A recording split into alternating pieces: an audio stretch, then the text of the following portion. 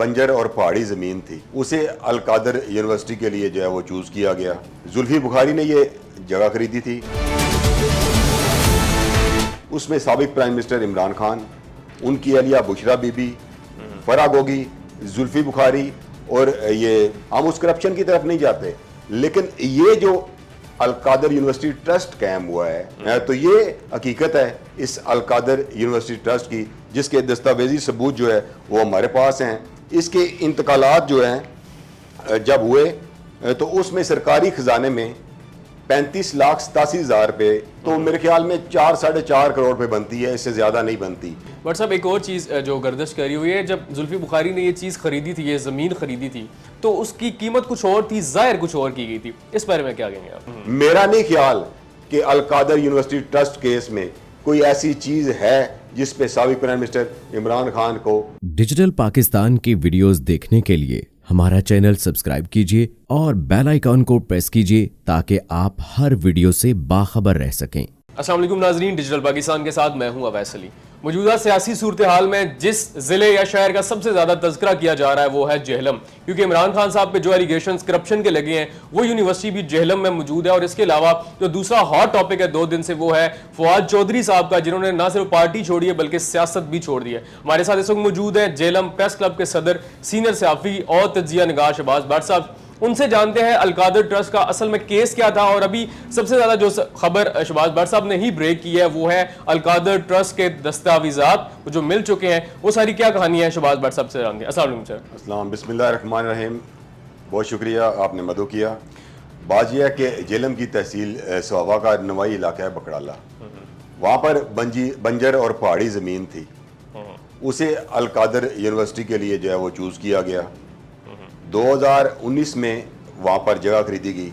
10 लोग थे जो प्रॉपर्टी के मालिक थे, जो ओनर थे, उनसे मुख्तलिफ रेट्स पर।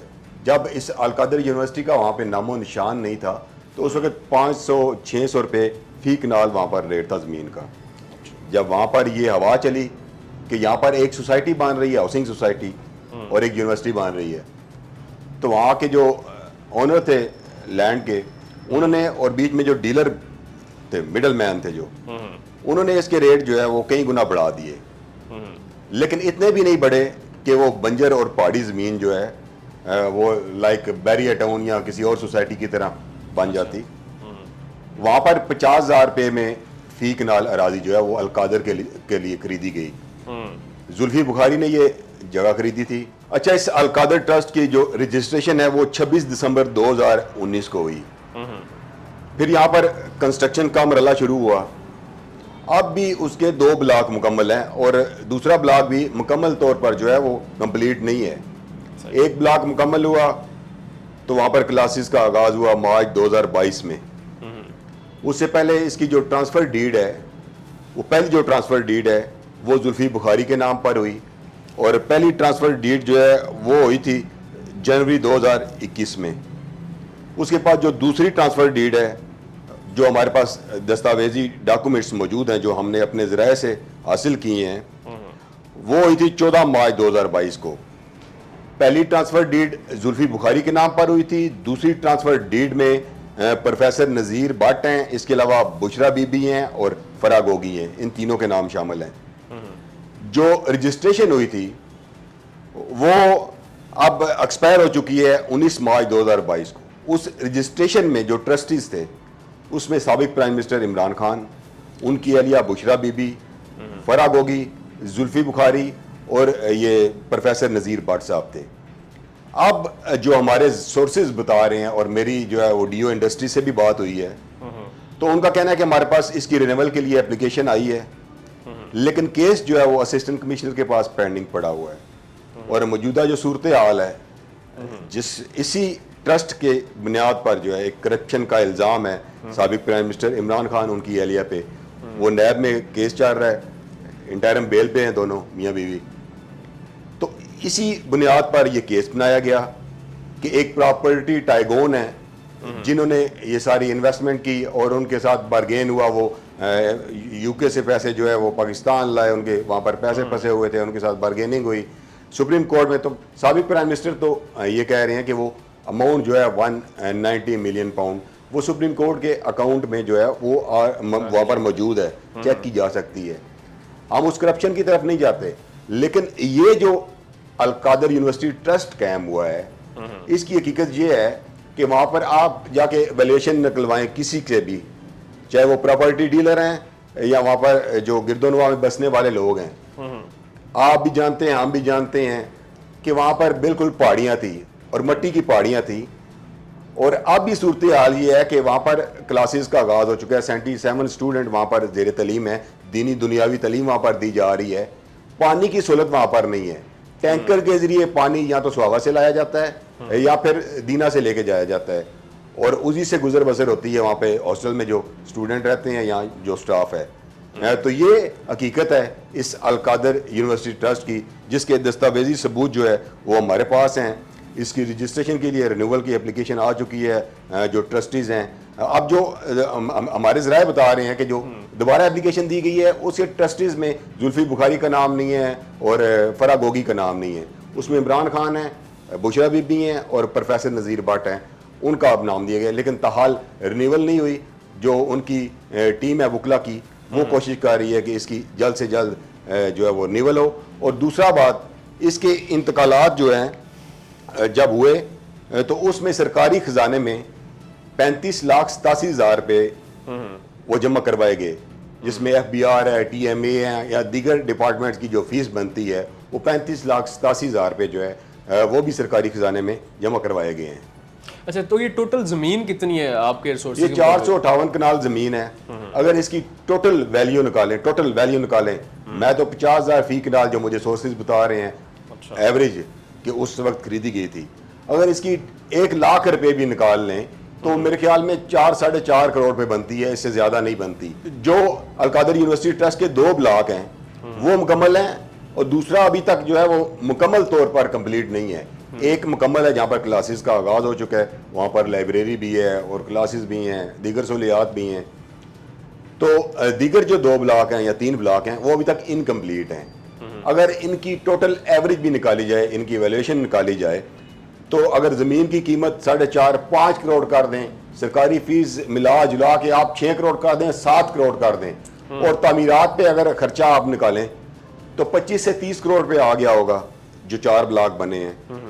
تو میکسیمم میرے خیال میں یہ 40 کروڑ پہ زیادہ سے زیادہ وہاں پہ اخراجات آئے ہیں.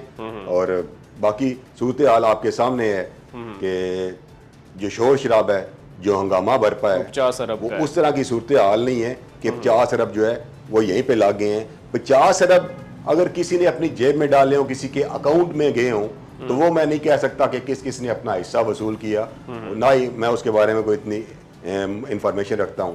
یہ میرے پاس جو دستاویزی ثبوت ہیں وہ یہ ہیں کہ اس کی پہلی ٹرانسفر ڈیڈ زلفی بخاری کے نام پر ہوئی, انتقالات جو ہے وہ زلفی بخاری کی وساطت سے القادر یونیورسٹی ٹرسٹ کے نام پر ہوئے. دوسری ٹرانسفر ڈیڈ جو ہے وہ پروفیسر نذیر بٹ, فرا گوگی اور بشرا بی بی کے نام پر ہوئی. اس کی رجسٹریشن جو ہے وہ پہلی اس کی ایکسپائر ہو چکی ہے 19 مارچ 2022 کو, جس میں ٹرسٹیز میں ان میں سابق پرائم منسٹر عمران خان, ان کی اہلیہ بشرا be be, Farah Gogi, professor Nazir Ahmad Bhat ہیں. اور ابھی جو ہے وہ رینیول کے مرحلہ جو ہے وہ جاری ہے. اپلیکیشن انہوں نے دے رکھی ہے جو ٹرسٹیز ہیں ان کے وکلا نے, لیکن تاحال اسسٹنٹ کمشنر کے پاس یہ کیس جو ہے پینڈنگ ہے. بٹ صاحب ایک اور چیز جو گردش کری ہوئی ہے, جب زلفی بخاری نے یہ چیز خریدی تھی, یہ زمین خریدی تھی, تو اس کی قیمت کچھ اور تھی, ظاہر کچھ اور کی گئی تھی. اس بارے میں کیا کہیں گے آپ؟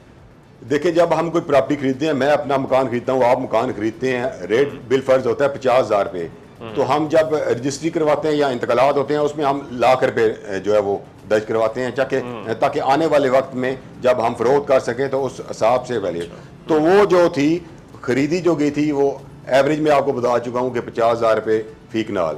لیکن جو ڈاکومنٹس ہیں, انتقالات یا رجسٹریاں, اس میں 1.5 سے 2 لاکھ روپے فی کنال جو ہے وہ درج کروائی گئی تھی, اور اسی حساب سے جو ہے سرکاری خزانے میں جو فیس بنتی تھی FBR کی یا TMA کی یا دیگر اداروں کی, وہ بھی 35,87,000 روپے جمع کروائی گئی تھی. اچھا, آپ اس بارے میں آخری سوال کہ آپ کے جو ریسورسز بتاتے ہیں یا آپ کا تجزیہ اس بارے میں کیا, اس کیس کا کیا فیصلہ ہونے جا رہا ہے, اور اس کیس کی وجہ سے کیا عمران خان نائل ہو سکتے ہیں؟ دیکھیں, نائل تو ٹوٹی چوری پہ بھی کیا جا سکتا ہے, پائپ چوری پہ بھی کیا جا سکتا ہے. فواد چودھری پہ جیسے مقدمات ملتان میں جا کے درج کروائے ہیں ٹوٹی چوری کے, پائپ چوری پہ.